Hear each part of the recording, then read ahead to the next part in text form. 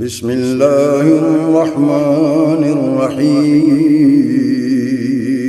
شروع اللہ کے نام سے جو بڑا مہربان نہایت رحم والا ہے۔ وَإِذْ نَجَّيْنَاكُمْ مِنْ آلِ فِرْعَوْنَ يَسُومُونَكُمْ سُوءَ الْعَذَابِ يُذَبِّحُونَ أَبْنَاءَكُمْ وَيَسْتَحْيُونَ نِسَاءَكُمْ وَفِي ذَلِكُمْ بَلَاءٌ مِّن رَّبِّكُمْ عَظِيمٌ۔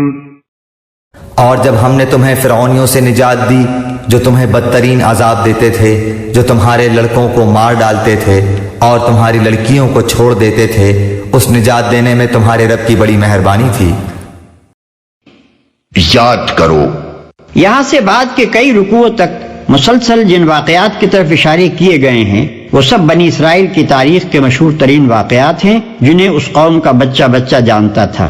اسی لیے تفصیل بیان کرنے کے بجائے ایک ایک واقعے کی طرف مختصر اشارہ کیا گیا ہے۔ اس تاریخی بیان میں دراصل یہ دکھانا مقصود ہے کہ ایک طرف یہ اور یہ احسانات ہیں جو خدا نے تم پر کیے، اور دوسری طرف یہ اور یہ کرتوت ہیں جو ان احسانات کے جواب میں تم کرتے رہے۔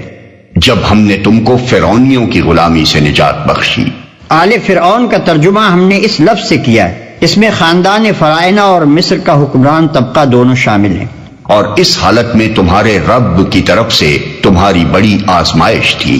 آزمائش اس امر کی کہ اس بھٹی سے تم خالص سونا بن کر نکلتے ہو یا نری کھوٹ بن کر رہ جاتے ہو، اور آزمائش اس امر کی کہ اتنی بڑی مصیبت سے اس معجزانہ طریقے پر نجات پانے کے بعد بھی تم اللہ کے شکر گزار بندے بنتے ہو یا نہیں۔